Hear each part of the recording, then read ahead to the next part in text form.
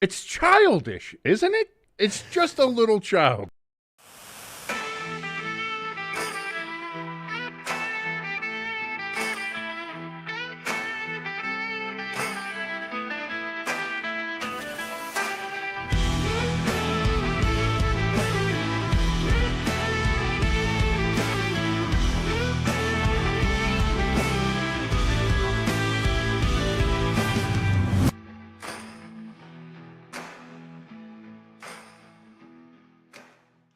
And welcome everybody to Stay Tuned Sports. I'm your boy King. That's your good friend Jimbo right over there. Thank you so much for joining us here on this Wednesday for another flagship episode. It's great to be here with you folks. If you want to help us out at all, please hit that like button, hit that share button. If it's your first time here, go ahead and hit that subscribe button, of course, with the notification bell right there. Bing! Do that. That's fantastic. You want to help us out even more? In the top of the chat and in the description below this video, we have a link for our donation station. We have a link for our merch store. We have a link for our Discord. And, of course, you can still vote for my nephew to be Youth Athlete of the Year. And go ahead and click on all those links. Again, top of the chat and in the description below this video. Pecan, by the way, still the $100 man. Ted DiBiase there in the ticker. You want to get your name in the ticker? Donate more than $100. You get your name in there. I'm thinking of doing like a little permanent like bar somewhere where we'll have like pecans, so it's not just on the ticker and it goes by every little bit. Yeah. Like we'll just have a permanent pecan bar. Pecan bar, that's nice. And we'll have that there just as that'll be the level. So you're always there. You'll be super advertised for the 5 viewers that we always get here on Stay Tuned Sports. By the way, go buy a Jackson Dart shirt. I'm very proud of that shirt. I love that shirt. And plus now, it's the shirt of a winner, ladies and gentlemen. That's a shirt of a winner. That's a shirt of the New York Giants winning the game to the Super Bowl. Oh, we're on our way. Ow, it doesn't matter. My hamstring. Oh, my hamstring. God. Oh, my God. Really? You're going to start making fun of injuries? Don't start putting that in. We play at MetLife. You know what that – look what it did to Malik. Look what that place already did. Don't joke like that. No, again, thank you for everybody in the chat that joins us. ELS is in there. Lloyd is in there. Hamster might still be mad at me for muting him on Monday, but we'll see. Hopefully he gets over it. We still love you, Hamster. It was a joke mute, and he just can't take a joke. He can't. He can dish it, but he's very sensitive. He's a very sensitive boy, Hamster. We love Hamster. I get it. I'm a sensitive boy. I'm the last person to be making fun of anybody. I cry at sunsets, all right? I get it. I'm a super sensitive boy. But we love you, Hamster. But we do love everybody in chat. Lloyd was saying, I think King was trying to bait me. First of all, I never bait a man. Only women. Anyway, no, we weren't trying to bait you. What we were trying to do was basically what Shedeur Sanders did when asked about Dylan Gabriel and asked about the things going on in Cleveland, where he decided to talk to the media by not talking to the media, but doing so in the weirdest fucking way possible. Part of me gets it. Like, part of me's almost like, listen, I appreciate the dedication to being weird. Like, I'm a weird guy, so I get it. And I'm like, all right, good job being weird. I like that. But on the other hand, it's kind of like, please stop being a bitch. Like, why are you being a bitch? Come on, just be like, Dylan's, is good for him. I hope his opportunity goes well or whatever, blah blah blah. Because Shedeur was just saying before. He's like, well, just look at the quarterback. Like, we got to try to change something here or do something like that. So they made a change, just not to him. So he's probably a little upset. No, Lloyd, we weren't making fun of you. We don't like to make fun of the few people that actually listen to our show. Hamster. And we try. Listen, we try. I don't want to make fun of Hamster, but he keeps on setting himself up. To be fair, a lot of people set themselves up. We set ourselves up. I make fun of myself. Yes. I make fun of Jimbo. Jimbo makes fun of me. Jimbo makes fun of himself. Like it's all. Listen, it's a lesson I learned very early on in life. And again, I'm going to show my age here because back when I was in my teenage years listening to Opie and Anthony in New York in the late 90s and early 2000s, they kind of had this thing where it was like everybody had a turn of the barrel. That's what they called it. It's like every day somebody came and somebody would either say something or somebody did something and it was like, oh, you're getting shit on all day today. That's just what happens. That's kind of what it is here. Every day, every other day, every time we're on here, it's going to be someone's turn in the barrel.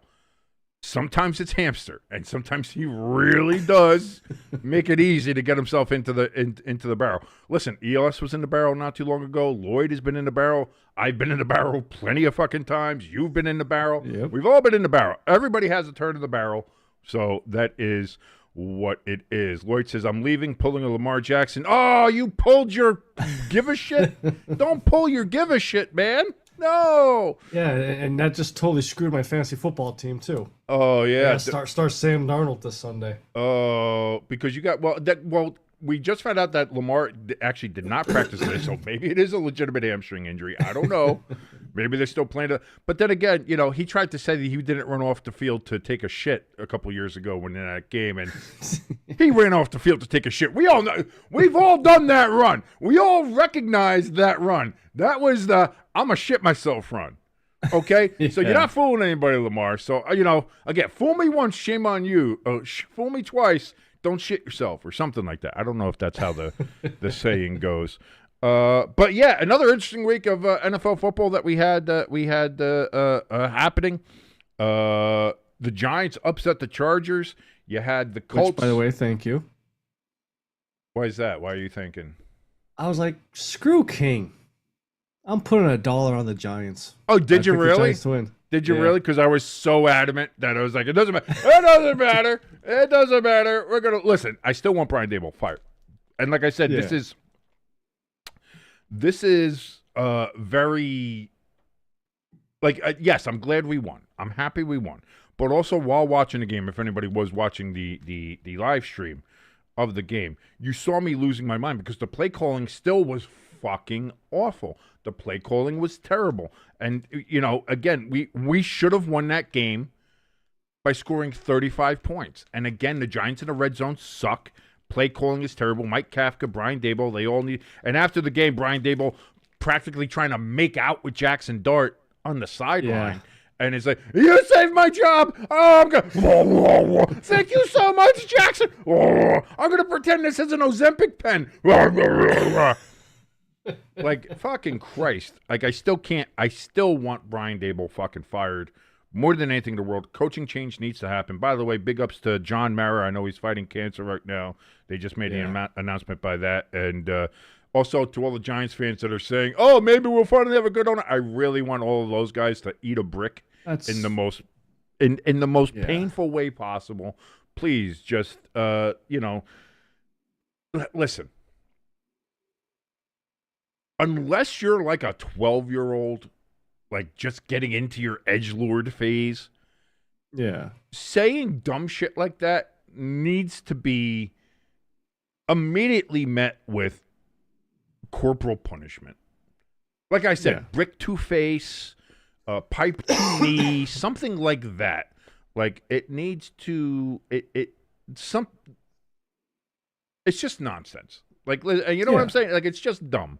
And to be fair, John Mavers won 2 fucking Super Bowls while being in charge of the New York fucking Giants. So let's fucking relax, okay? Yeah. Yes, things haven't gone great. Yes, he could still do great in firing Brian Daboll. I think that would be fantastic as well. But stop with the fucking edgelord shit. I think we've had enough of that. Considering what's happened the last month here in the good old United States of America. And all that shit, like, let's fucking relax with the edgelord shit. You're not funny. It's not great. It's not good. And it's coming from me. Yeah. When I have to be the voice of maturity and reason, you got a fucking problem. So that being said, as I'm eating a little breakfast bar here because I'm fucking shaking.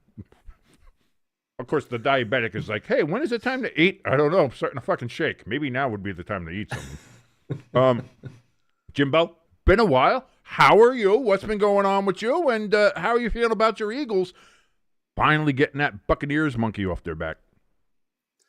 I'm 2 straight days now not feeling like shit.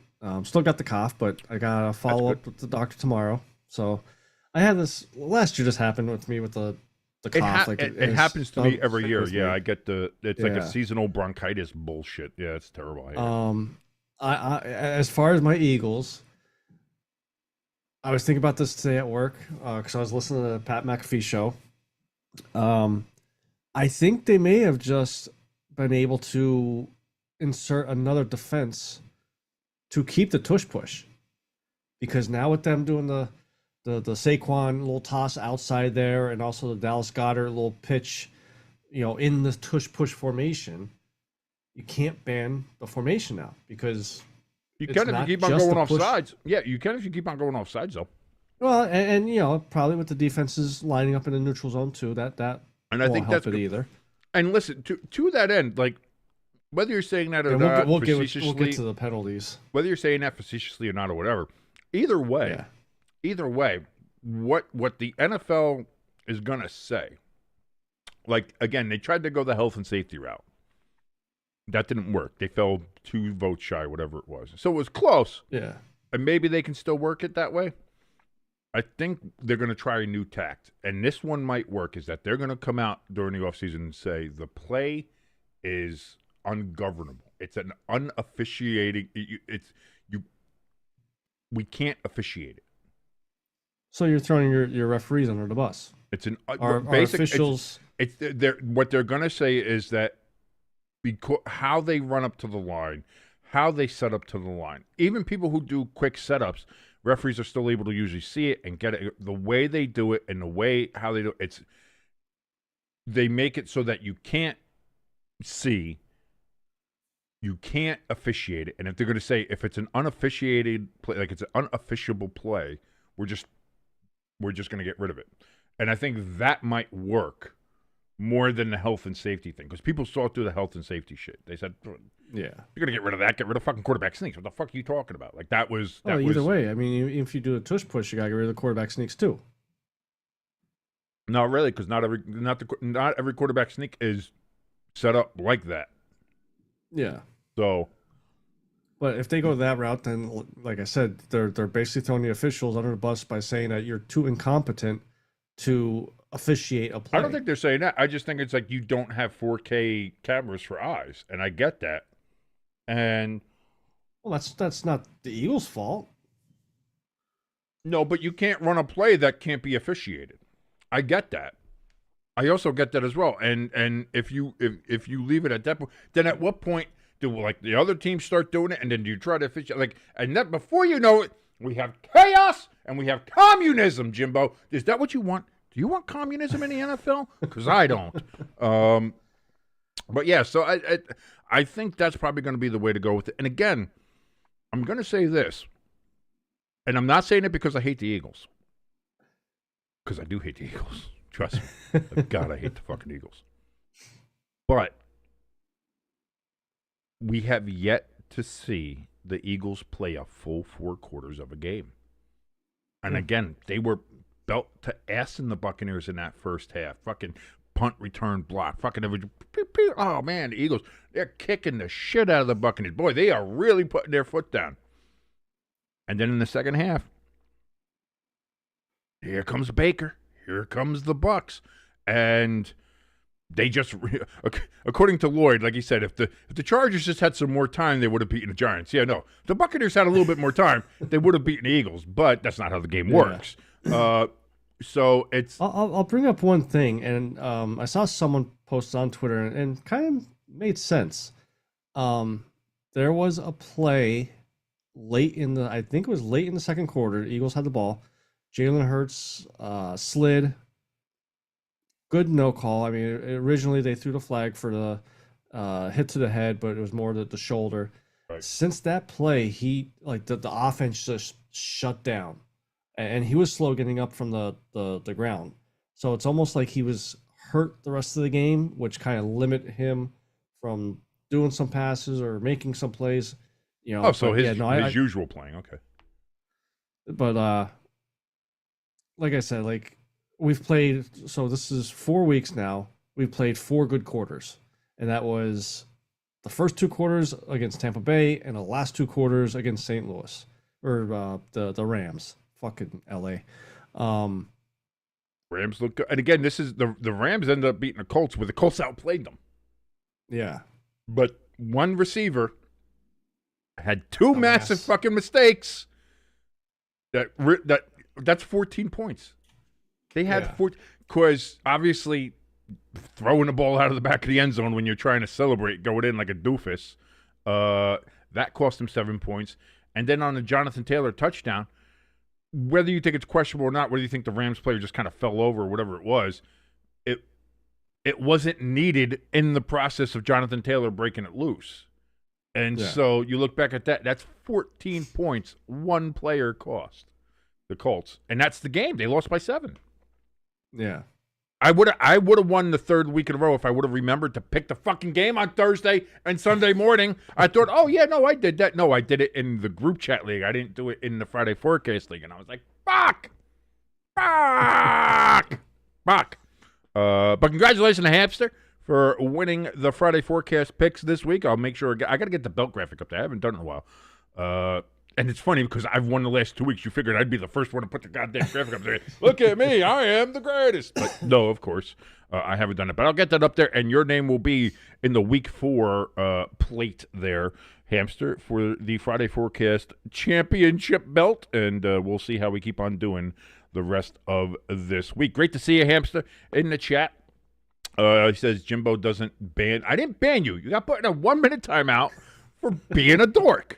Okay, you can take the punishment for dorkiness and deal with it, like we all do. We love you, Hamster. Stop it. Anyway, I did a new version of the countdown yesterday, because YouTube has kind of been all like, "Oh, listen, we're gonna try to stop with the lazy videos here. We don't want lazy videos. We want to see you guys put in production value. Maybe then we'll market your stuff. Probably not. We're probably still only going to get 5 viewers, and YouTube is not going to put us on a recommended feed for anything. But I figured, why not? Put a little effort, do a little writing. I got to get a little bit better at reading, my own script. But I also need like a teleprompter because I hate the fact that I can see that I'm reading the screen below the camera. Like, I need to find a way to get like a teleprompter there or something. Yeah. Which you can help with if you want to buy us a teleprompter. You go ahead and donate to the donation station for us, and we'll get there.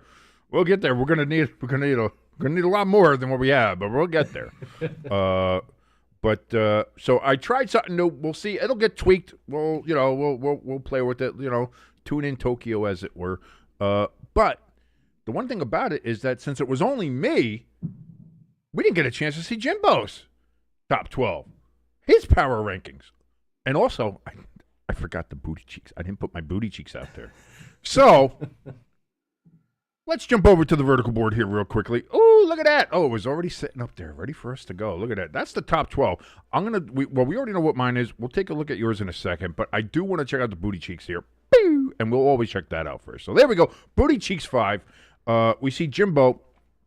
You have the Cowboys at 28, Dolphins at 29, Bengals at 30, the Giants at 31, and the Jets at 32. While I have the New Orleans Saints at 28, the Miami Dolphins at 29, the Tennessee Titans at 30, the Las Vegas Raiders of Oakland at 31, and at 32 I have the Cincinnati Bengals. Jimbo,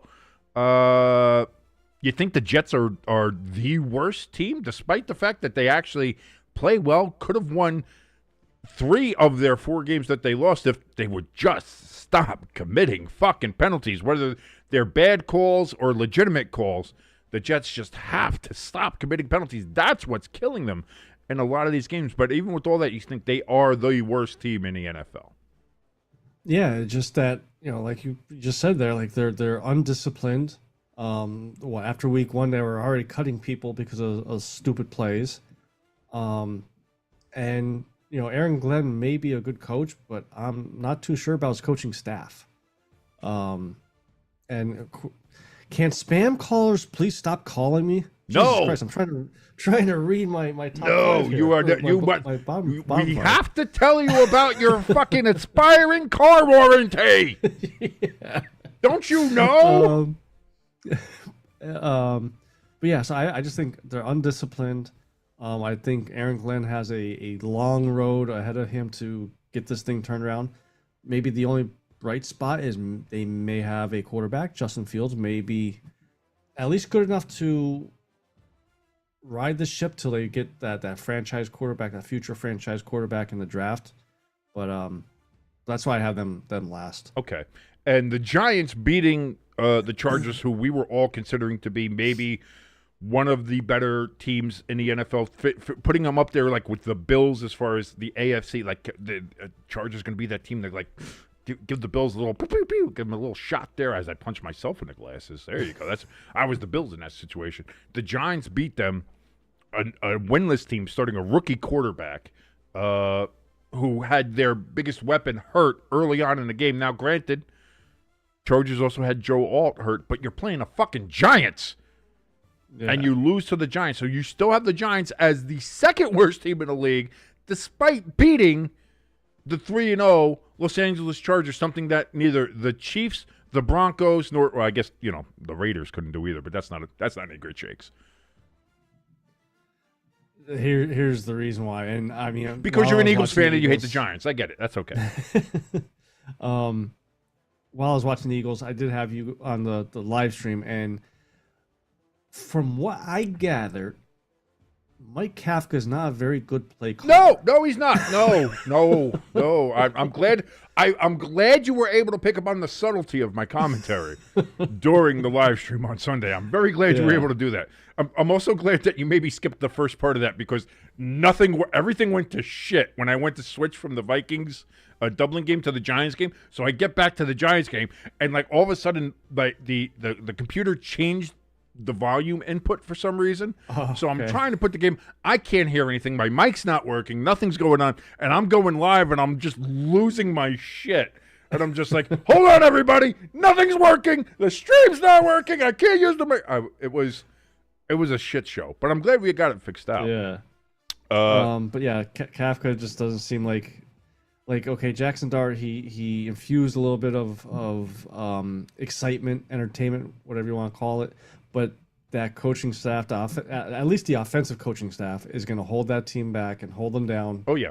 In these booty cheeks for the rest of the season. Well, we'll see here. Hamster in the chat says, Jimbo is on drugs. You have the Titans above the Cowboys, Dolphins, Giants, and Bengals. Lloyd says, to be fair, the Cowboys held up a fight. Not a booty cheeks 5 worthy team. Hamster says Cowboys suck, but not bad. Here's the thing, and this is why the Cowboys aren't in my booty cheeks. I think that's why I chose calling the booty cheeks 5, just because it was going to lead to saying just terrible sound clips like that.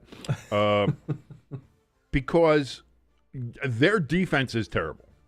The Cowboys have given up, I think, the most points and either most points and most yards or both in the NFL so far this season through 4 games. Their offense has scored the most points and had the most yards per game, though, in the NFL this season as well. Dak is playing extremely well. They played extremely well against the Packers. In that Packers defense, without CeeDee Lamb, George Pickens had himself a game. Ferguson, the tight end, had a game. Tobin, Turpin, whatever. They got so many T's there. The Cowboys' offense was great. The defense sucks, but they're half a good team, and that's why when I look at the teams I have in there, like, yeah, the Saints are 0-4, but boy, man, in 3 of the 4 games they've played, they've been right there. They were with Buffalo into the 4th quarter. Yeah. Who saw that coming? And they had a chance to take the lead in that game, and the ball, they had to go to review, and the ball had just touched the ground without being in control or something like that. So the Saints didn't get the touchdown that would have given them the lead in the 4th quarter in Orchard Park. Like, that would have been crazy. So, and that's who the Giants have to play this week. So, winning streak? Maybe for the Saints. The Saints get 1, and it'll be the Giants.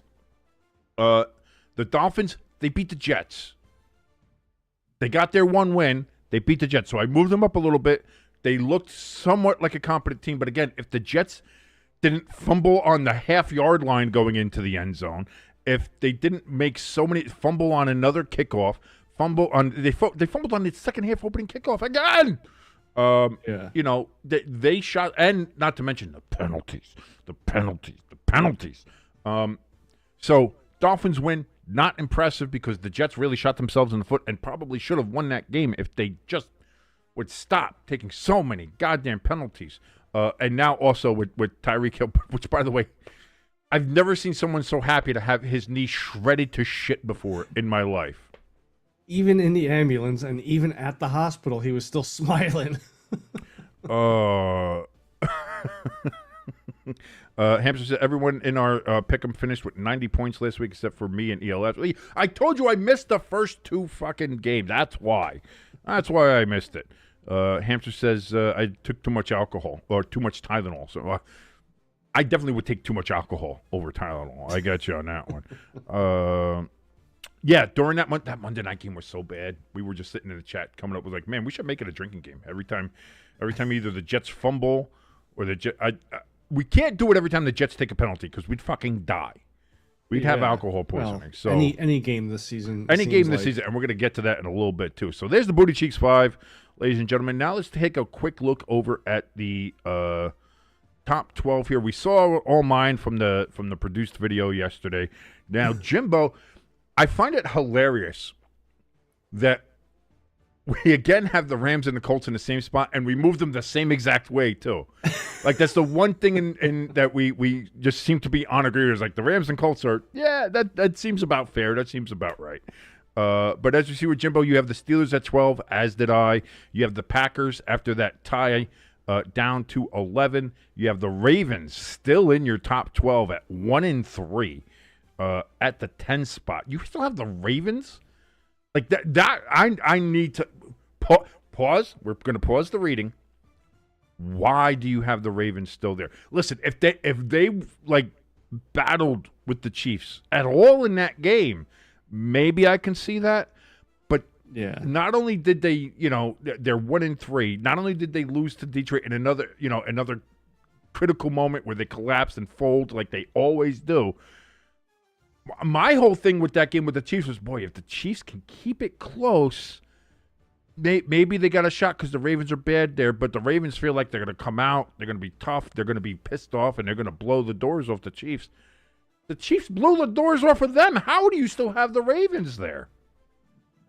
Like, more I'm like looking at it, I could probably even drop them down to at least 12. Dude, they should not be in the top 2. How you have them above the Steelers for as troubled as they are at least 3-1.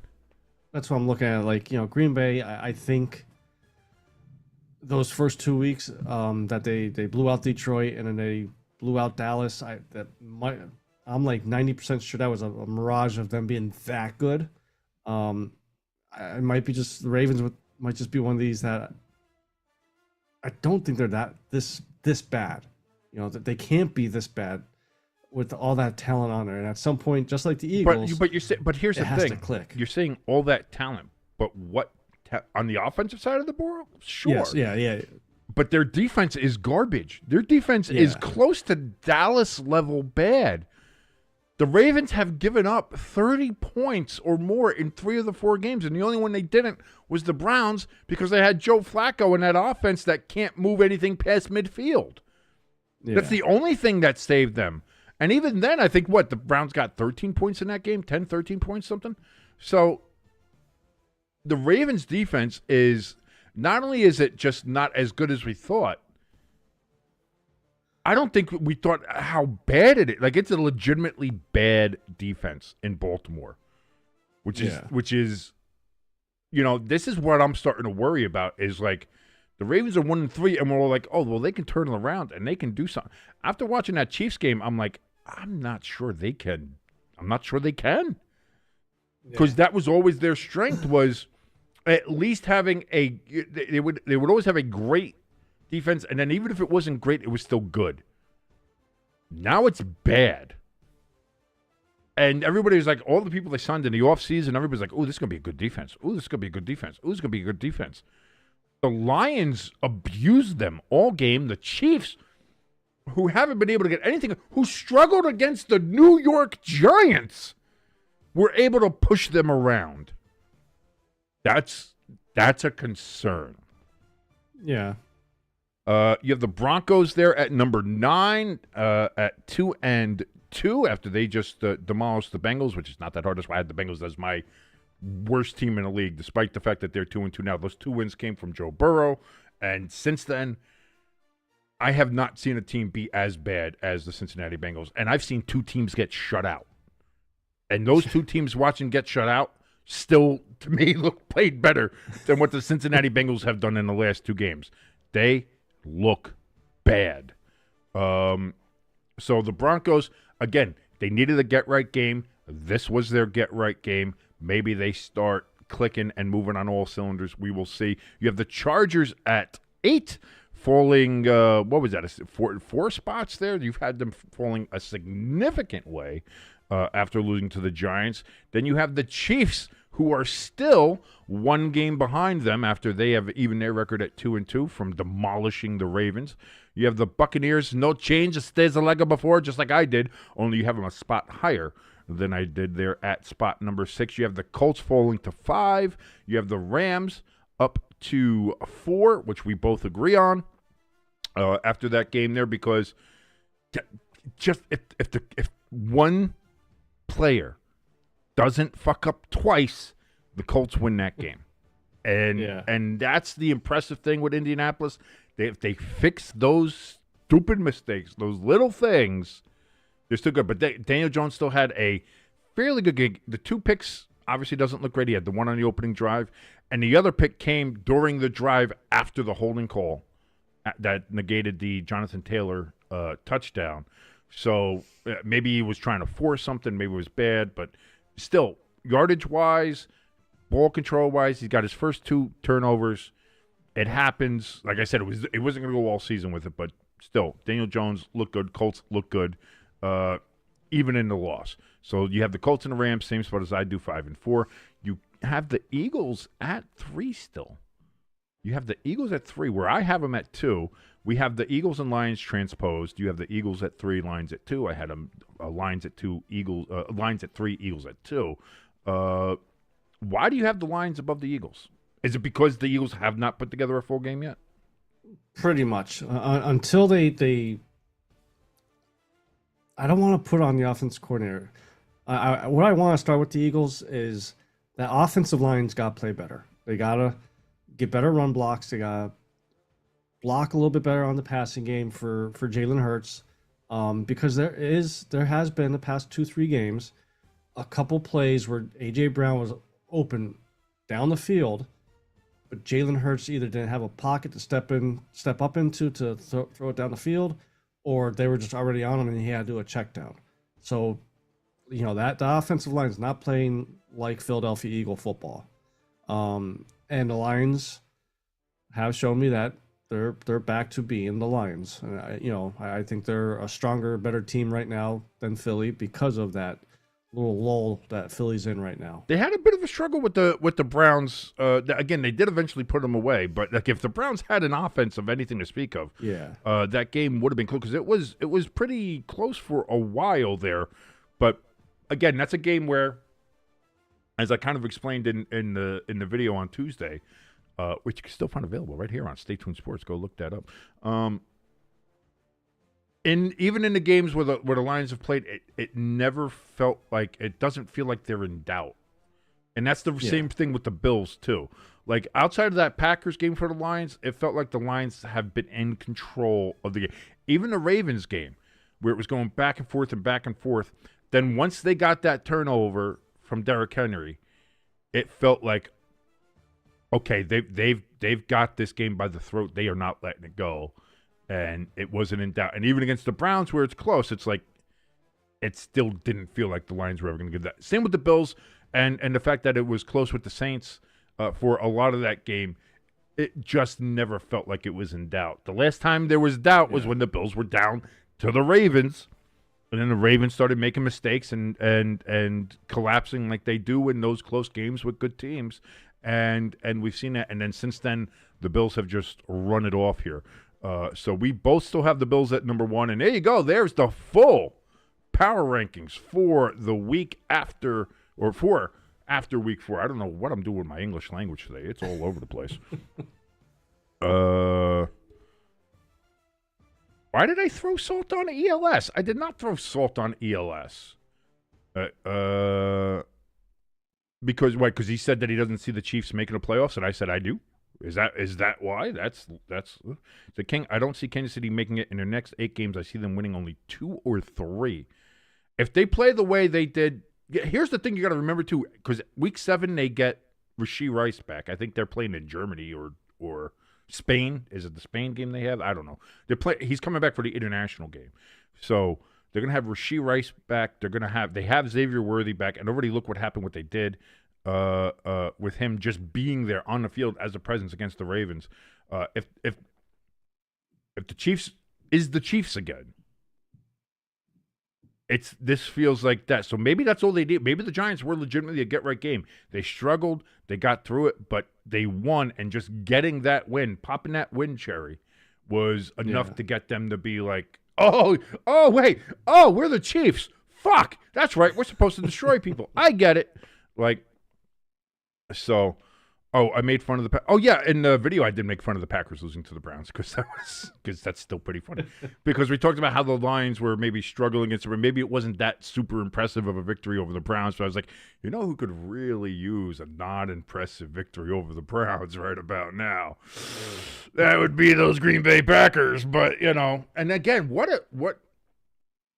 It feels like we were okey-doked. It feels like we knew what we had coming. With the Packers, it's like, oh my god! And then all of a sudden, just out of nowhere, the offense isn't as efficient, and the defense doesn't play well. Now, again, in Cleveland, it was more of the fact of Jordan Love didn't play his best game, and again, no matter who you are, apparently, if you have a functioning high school defense, you can hold the Browns to a limited number of points. So that's fine or whatever. And then we go to Dallas, and it's like, okay, now against a bad Dallas defense, Jordan Love looks great. Oh, man, they're throwing it. And the great Gazoo had a couple of touchdowns there. Kraft looked good again. Dontavian Wicks, like they were looking great. But now it was the defense that looked pedestrian and bad. And with Micah's homecoming and everything that was with it, and we were like, boy, Green Bay is going to open up a can of whoop ass, and instead we get a game that, to be fair,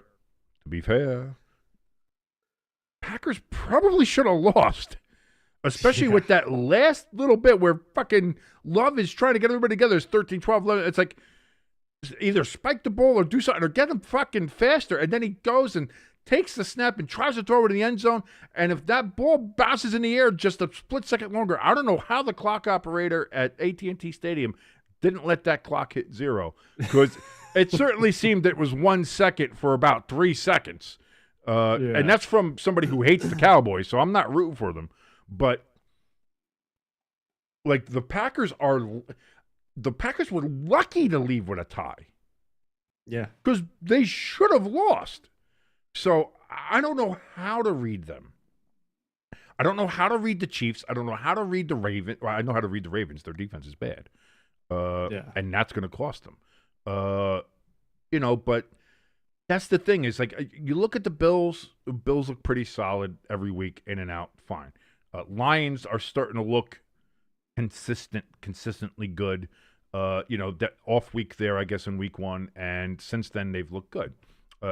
Even against the team that everybody thought was good, which was Baltimore, but we'll see how that looks. But like I said, even the Eagles, 4-0, but have yet to really put a full 60-minute game together yet this season. And like outside of that, like who else is it? The Colts? But again, the Colts have looked good all 4 games. A couple mistakes in that Rams game is really what cost them, but overall they look good. So do we still keep them up there? Chargers, who we all thought were going to be one of those teams, you go to the Giants and you lose, and not only do you lose. Now, granted, they only lost by 3 on a scoreboard, but as if you were watching the game with me, I was like, the way the Giants were playing and moving the ball with the people they had there, the Giants should have won by 2 touchdowns. If the Giants have any decent red zone play calling. The Giants win. The Giants score 35 points. It's 35-18 in that game. So Like, where do we see the Chargers now? And again, Joe Alt's got a high ankle sprain now, so we'll see how long he's out for.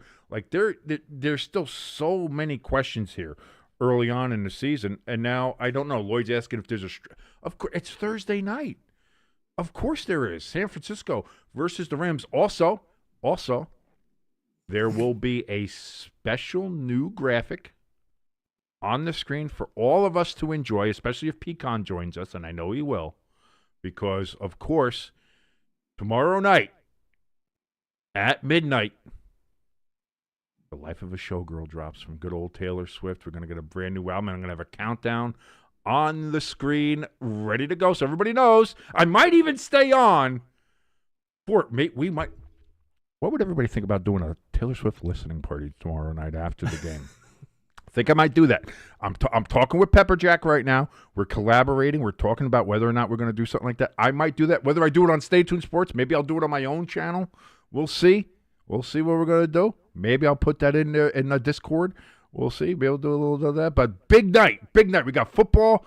We got T-Swizzle laying it down.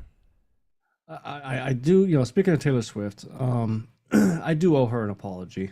I'm sorry for all the trash talking, because I never did any hate talk, just trash talking. You called her a man. You said she had a penis. I did not. Yes, and you don't. That was in private conversation with you. ELS, go. You said it on the fucking stream. Pepperjack's got it on her own, I think. You said it to everybody. I'm apologizing because we get Bad Bunny for halftime. Ugh. Dude, it's not all good. his songs, and this is not like me, being a racist. You're a racist, Jimbo. You all know his you songs are. You know you are are in Spanish. Like, so, it's you're not quite don't know who your demographic is. Like somebody said, it's like kind of hiring Trace Adkins to be like the Copa Americana halftime. Like, it's like, yeah, it's out of place. It doesn't make sense. As far as that goes. And here's the thing. Apparently, well, because the story was, apparently they were talking with Taylor about doing it.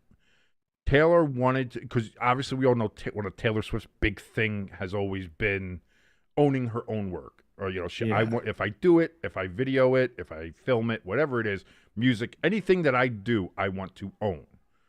Understandable for any artist, and any artist out there would want to go ahead and do that. So apparently, whatever was being discussed between the NFL, Rock Nation, and Taylor and her production company, that wasn't something either Rock Nation or I guess the NFL, one of the parties wasn't willing to give up the exclusivity of owning the rights to the performance. So Taylor said, "Okay, thanks, but no thanks." And then that's when the rumors of Adele going to perform were starting to come out. And then apparently Adele turned them down. Oh, really? And maybe she just had a little self-awareness and was like, "Hey, mate, that's not my bag, love.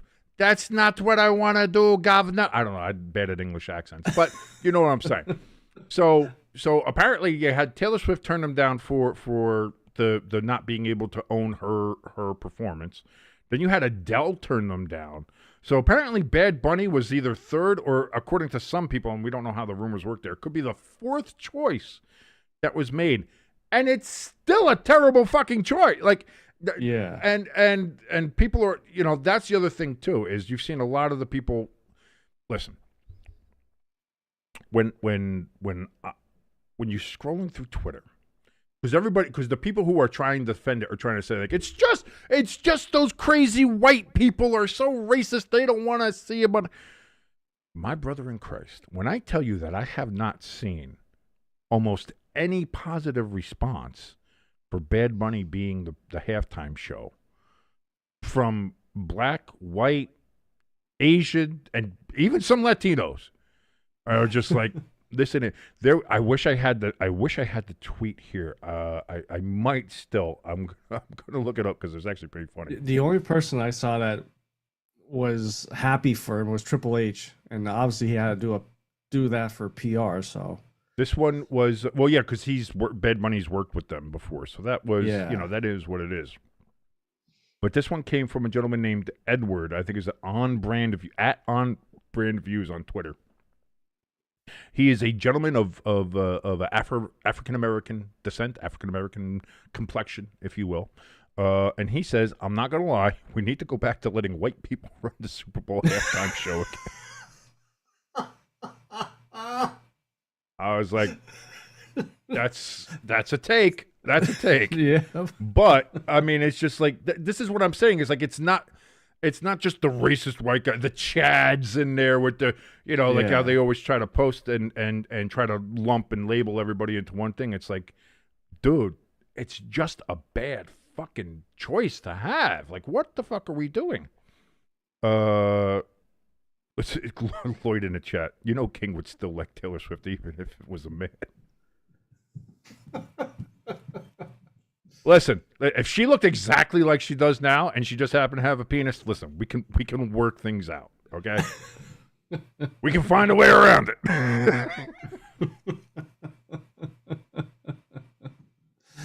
Oh, Jesus. I'm a simple man.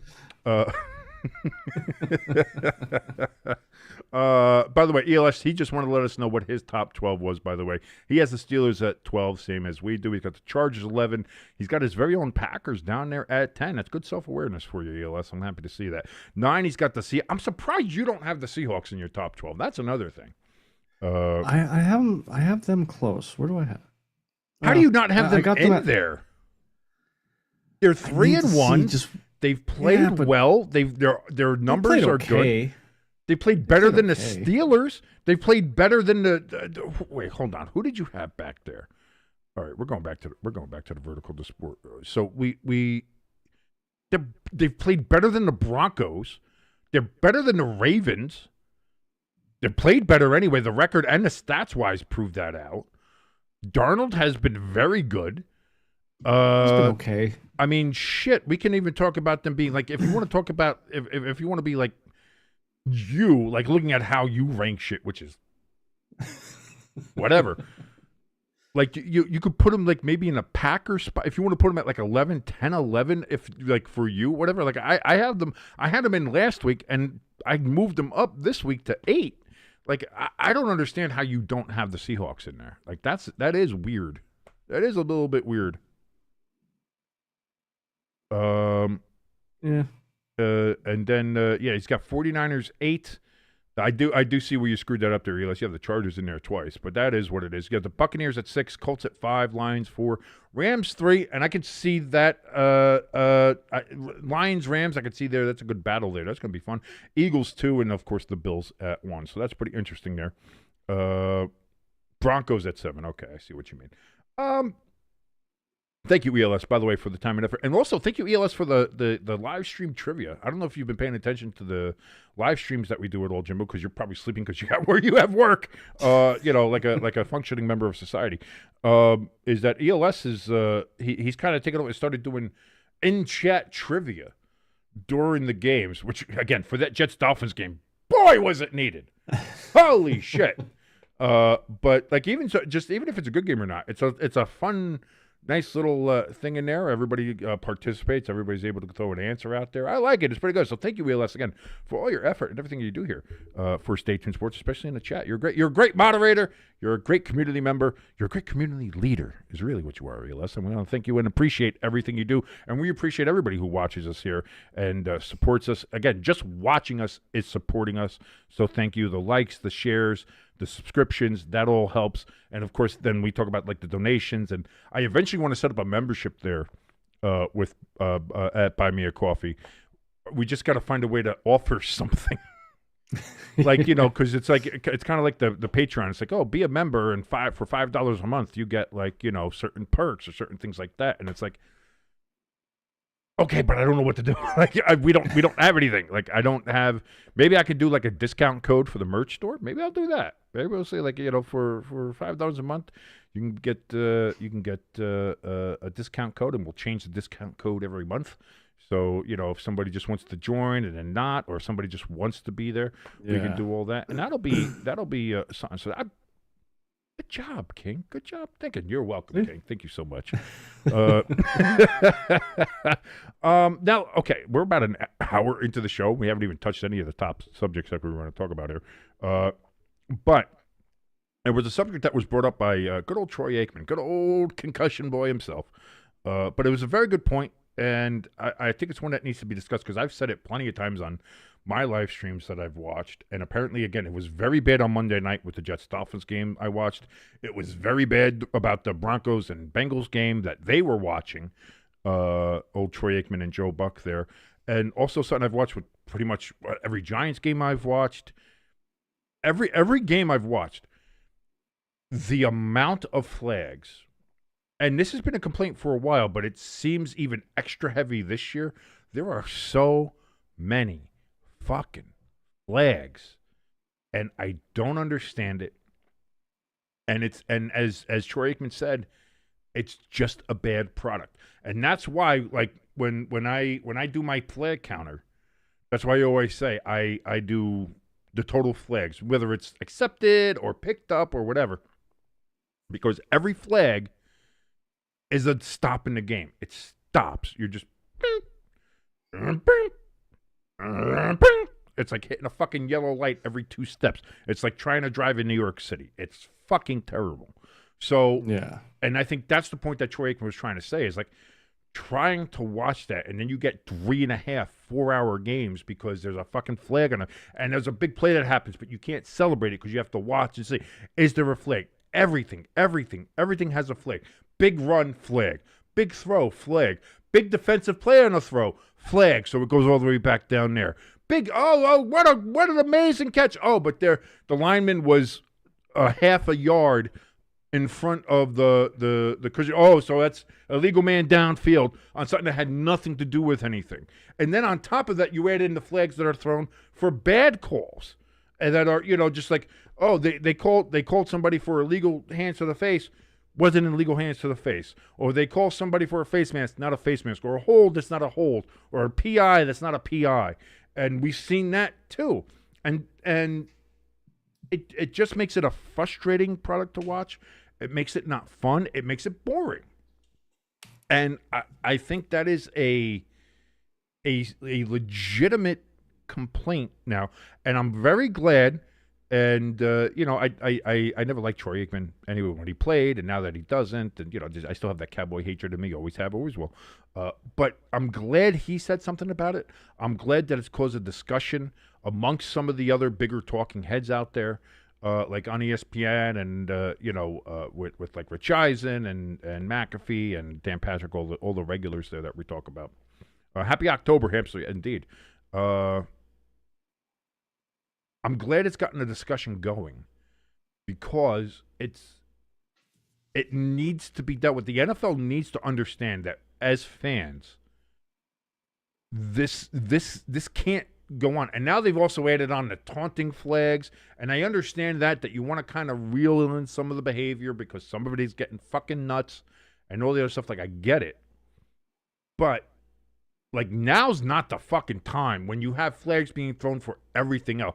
It's become such an over litigious league, which I guess maybe that's the thing with Roger Goodell being a lawyer and a lot of the NFL brass being lawyers. It's like maybe they get off on this. Maybe they're watching it like, ooh, yeah, no, objection, overruled.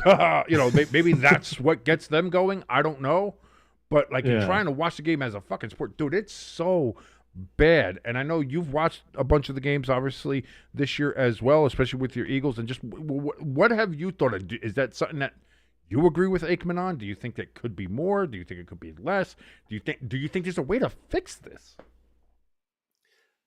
Yeah. Definitely, like it's way more penalties. And like the first thing that I want to bring up is the taunting penalty. This year going in, they want to do point of emphasis. Always the point of emphasis. Right? Here's my issue with it. The shooting the arrow, the Brandon Cook shooting the arrow, or a shotgun, fine. Flag that stuff. I get it. Right? Yeah. When you have Cooper DeJean pulling the Allen Iverson, stepping over the Buccaneers guy, only to have and get flagged for it, only to have Baker Mayfield to walk up to Quinyon Mitchell and trash talk to him. That starts a big brawl. Flag. Stop the trash talk then too. Flag that. Get rid of, if you want to get rid of it, don't half-ass it. Get rid of everything. You're never going to get rid of trash talking. You can trash talk, but don't go. If a player's going out of his way to walk up to a player, he's gonna cause an issue. But that again, that comes up to the discretion of the official. I think what they're focused more on is by taunting is the act, is the gestures of it. Like the fucking the cocaine nose wipe in the first down, or the throat, or the gun, or the like you said, the arrows, or the other shit, whatever. The taunting thing needs to be calmed down a little bit. Even the Puka Nakua when he played Philly, he flexed towards the end zone. Not even towards the guy, right? He did the first down flex. The guy happened to be he's in the general vicinity, and they threw the flag, right? And I don't disagree with that. Right there. I don't disagree with that. That's my point right there. Is that like something like that they need to reel in. I totally agree with you for a couple seasons now about the whole illegal man downfield. You only have a yard. Come on, man. They gotta make that at least. Their shoe is 3 yards. Is a half a yard. Right. Yeah, exactly. These are big guys. They're blocking. Momentum gets them. Like that's the thing. And it used to be, I think, more than just a yard. I think I want to say like the last 10, 15 years is when they changed that rule.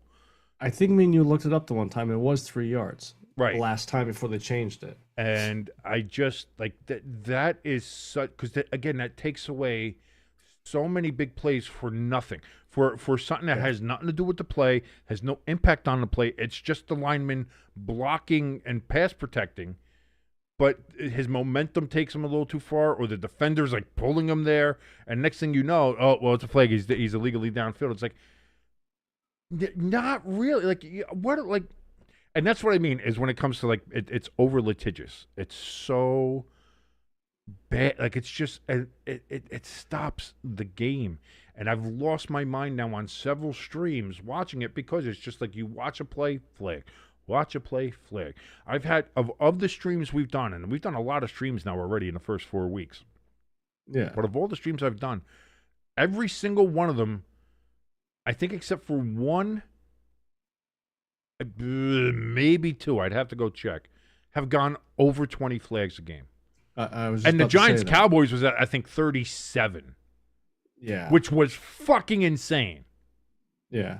And like I said, that game started at 1 o'clock, and it didn't end until the 4:25 game had already started, which was I think that was the Eagles-Chiefs game. Yeah. Which we were going to try to cover both. And we had to like quick and jump and run over and get back to the other one because like, there's no reason that a game that starts at 1 shouldn't be over before 4 o'clock, let alone 4:25, 4:30. Like, what are we doing? But that's because they threw so many, just kept on throwing flags, just throwing flags like they're getting paid per one. And that's what I mean. Me and ELS have discussed this plenty of times in the chat of just like, there needs to be a quota. There needs to be a flag quota for the officials. Officials get only so many flags again. We'll say, I'll even be fucking generous. I'll say 20. I'll give you guys 20 flags. 20 flags a game. And 20 flags, not penalties. So if it's declined or you pick it up, doesn't matter. Once the flag comes out and hits the ground, it counts. And then once you reach that limit, once you reach 20 flags, you can't throw another flag.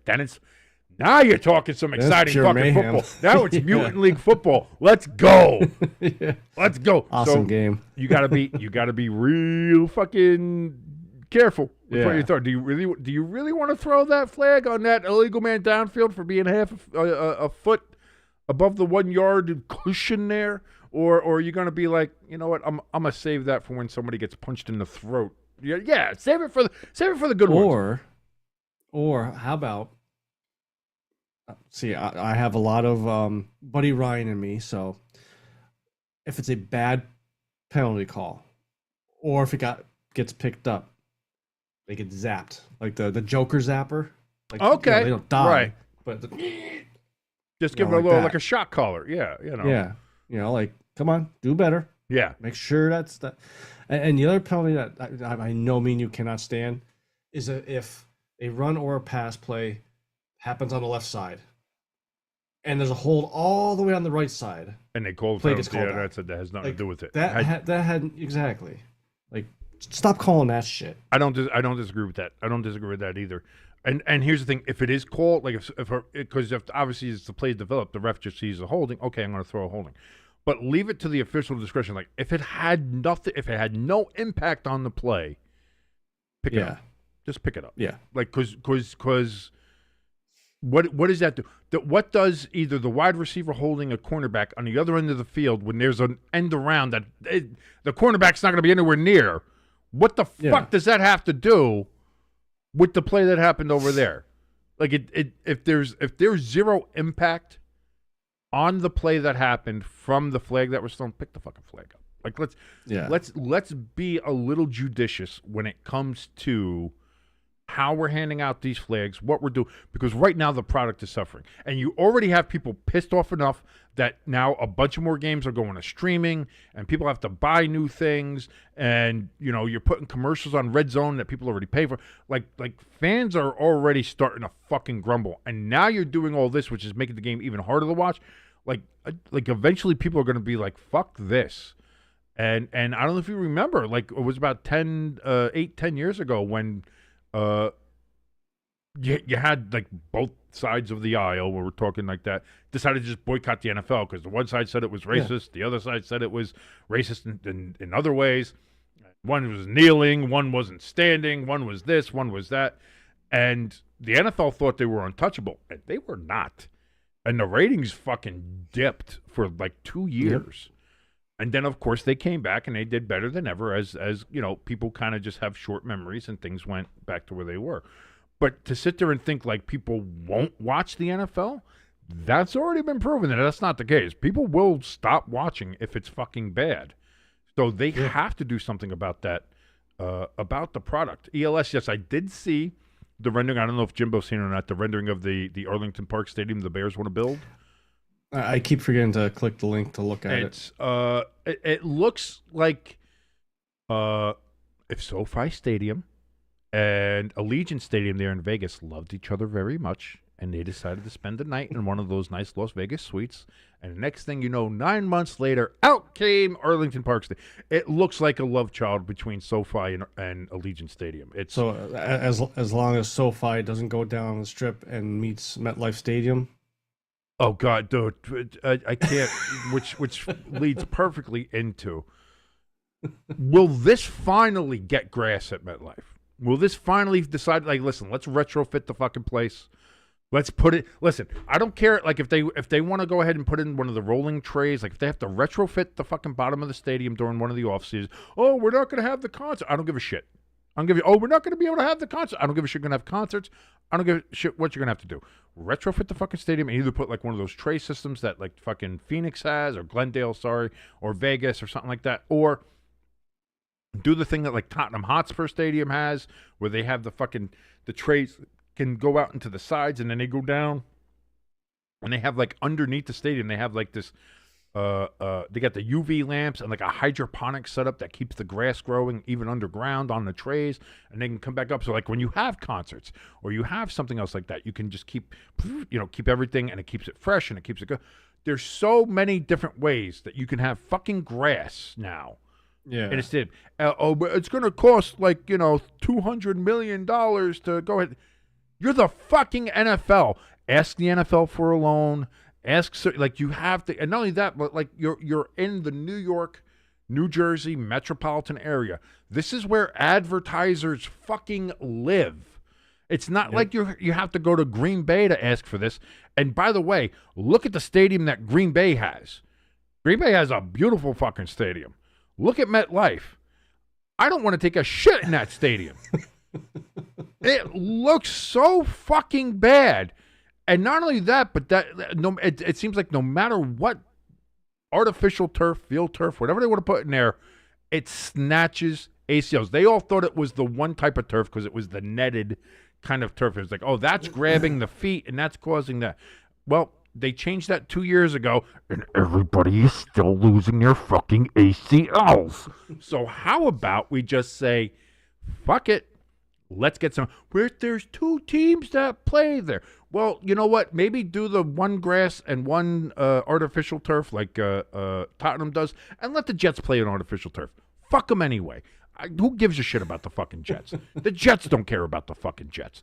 But get fucking grass in that fucking stadium. Maybe it'll then make the Jets have to go off and do their own thing, and then maybe the Giants can finally build a decent fucking stadium there in the Meadowlands. I don't know.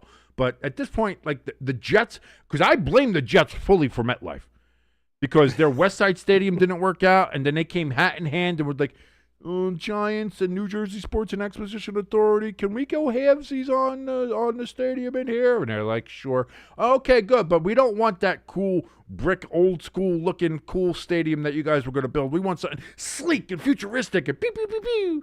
And it was like, well, we don't want that. And so they compromised and went with a fucking air conditioner. Who looked at their central air conditioner out by the fucking side of their house and said, you know what? That'd make a good-looking stadium, don't you think? I think, yeah. Let's talk to the architects. Let's make sure we get that done. And decided that was the way to fucking go. It's the new Death Star for Spaceballs 2. Dude, it's so. I would rather have. It's just so big. It is probably the worst fucking stadium out there. It's the worst stadium to watch a game. It's the worst stadium to go. Like anything. I've gone to concerts there now. Like, I can't tell you how many times I've been there now. And just going there is fucking depressing. Yeah. Like, it's a concrete, depressing ashtray piece of shit. And the thing cost almost $2 billion fucking dollars. How? I granted it's New Jersey, so fucking, government and kickbacks and the mob probably took a cut, and so, I get it. But even still, how does that equate to $2 billion fucking dollars? Yeah. When you look at what $4 billion did for fucking SoFi, fucking beautiful, and that's Los Angeles, that's California. You want to talk about getting fucking robbed? I mean, you don't need the mob to rob you out there. The government does it for you just fucking fine. You look at fucking Vegas, what they were able to do with fucking Allegiant, and I think that was a little under $1 billion. And that stadium's fucking beautiful. And you're looking at what Buffalo's doing up there for 1.2 or close to $1 billion there, or $2 billion, and that's going to be a beautiful fucking stadium. It's not a dome. Fuck domes, first of all, so eat shit. But also, yeah, like that's going to be a great looking place. I wonder if they're going to start looking at maybe getting grass, maybe do grass up in Buffalo, find a way to get it done. Again, if fucking Tottenham in England can do it, are we going to let the fucking, we went to the fucking moon. We're going to let the English beat us in fucking grass technology? Fucking grass? We went to the moon. What the fuck are we doing? Whatever happened to American pride, American exceptionalism? We could do not only whatever you do, we can do it, and we'll do it 10 times fucking better because of fucking freedom. Whatever happened to that? Yeah! USA! USA! Let's get grass! USA. Let's get grass! Wait, that's all I'm saying. What's that? We said let's get grass. I was asking what kind. Why not both? Because listen, for the last 15 years, to watch Giants football, yeah, definitely needed it. But Hamster says, King, why don't you do a Halloween special, like top 5 scariest players or scariest places to play? MetLife would be number 1. MetLife would be number 1. I'll tell you that. That is the John Randall would be on my list. That is where Chuck Bednarik would be up there. He's one of the few Eagles he that broke I his absolutely fucking love. neck. I love that fucking guy. He's cool. And there was a lot of fucking Ronnie Lott. Ronnie Lott was a fucking beast. He was a fucking people forget. People forget about Ronnie Lott. I don't know how you cut his finger off during the playoff game. That's how. Yeah, you know what I mean. It's like there's just some, Jack Youngblood from the 70s and 80s with the Rams. Fuck it. Like Jack Lambert with the fucking no teeth. And you see him on a fucking light. If I saw that looking at me, I would literally shit myself. If I was a quarterback and I got fucking Jack Lambert on the other side just looking at me with just menace and evil in his eyes and no teeth in his head, you know what? this is what I mean. Could you imagine like Caleb Williams seeing somebody like that, or some of these quarterbacks today, like Patrick Mahomes looking over and seeing someone like that across from him? And people are going to say, "Oh, well, you you had to deal with like Ray Lewis or like the guys today. Look at this, you got T.J. Watt there." Listen, I love T.J. Watt and I love some of the defensive players that we have in the game today. The players today, yeah, they hit you hard and they're fast and athletic and physical players. I legitimately think some of the people in the 70s, for the Steelers, for the Bears, for some of these football teams, Dallas and the Doomsday Defense, I think they legitimately killed people.